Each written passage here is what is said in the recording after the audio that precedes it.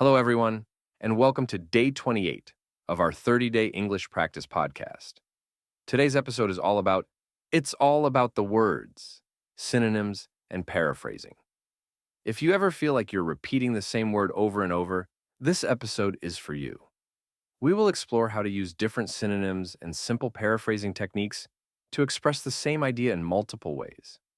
For example, instead of just saying big every time, you can use words like large, huge, or enormous.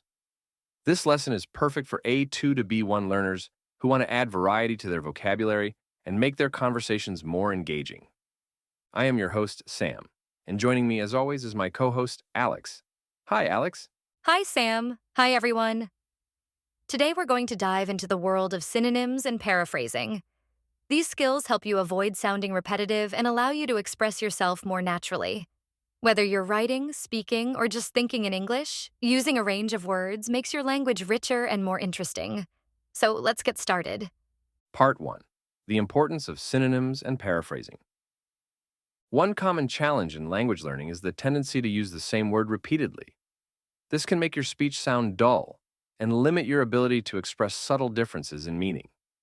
By learning synonyms, you not only expand your vocabulary, but also learn to adjust the tone and nuance of your language.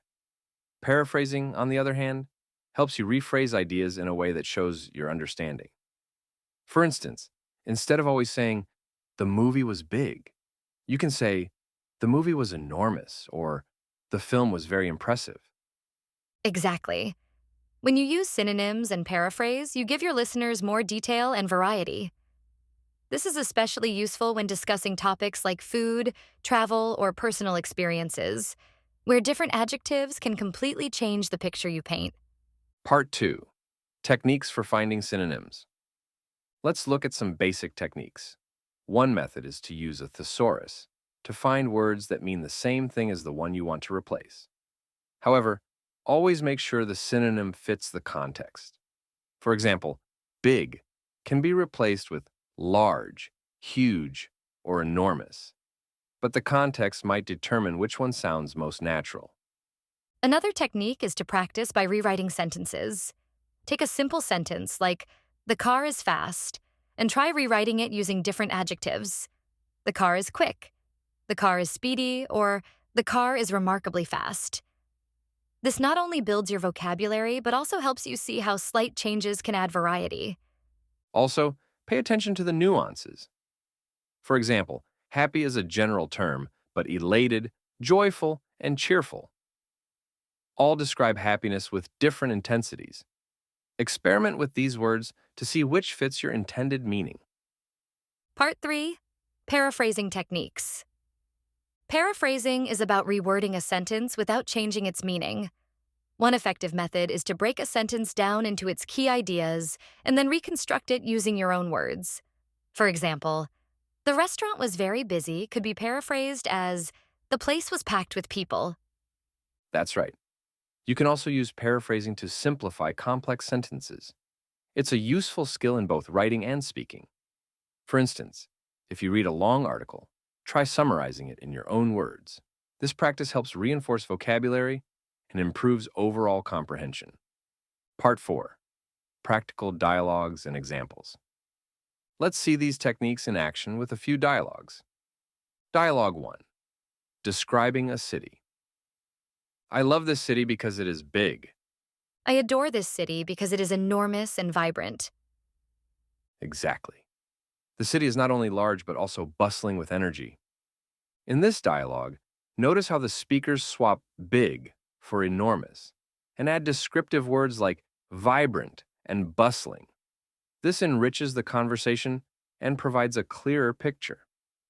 Dialogue 2. Talking about a movie. "The movie was interesting." "The film was captivating and thought-provoking." I agree, it was not just interesting, but truly engaging. Here, interesting is replaced by captivating and thought-provoking, which gives a more nuanced view of the movie. Part 5. Common mistakes and how to avoid them. One common mistake is using a synonym that doesn't quite fit the context. For example, big and huge are often interchangeable, but saying huge about a small object can sound odd. Always double check the meaning in context. Another pitfall is overusing the same word even when you know synonyms. Try to challenge yourself every time you write or speak to include at least one new adjective or paraphrase a sentence differently. This practice not only expands your vocabulary, but also makes your language more engaging. And remember, paraphrasing isn't about changing the meaning. It's about expressing the same idea in a new way. Always ensure that your new sentence conveys the original intent clearly. Part 6. Practice Plan. Day 28, Edition. Here are a few exercises to boost your skills in using synonyms and paraphrasing. Write a short paragraph about your favorite hobby, then rewrite it using different adjectives and phrases. Pick a news article and summarize it in your own words, trying to avoid repeating the same words. Create flashcards with a common adjective on one side and 3 to 4 synonyms on the other. Role play with a friend.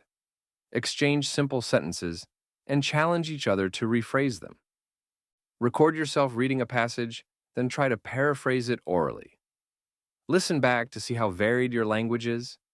These exercises will help you internalize synonyms and improve your paraphrasing skills. The goal is to make your speech and writing more colorful and engaging, which in turn enhances your overall fluency. Part 7.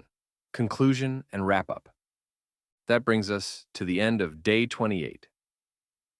It's all about the words, synonyms, and paraphrasing.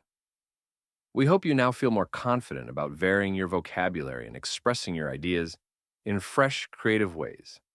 By using different words to say the same thing, you can make your English much more dynamic and enjoyable. Thank you for joining us today.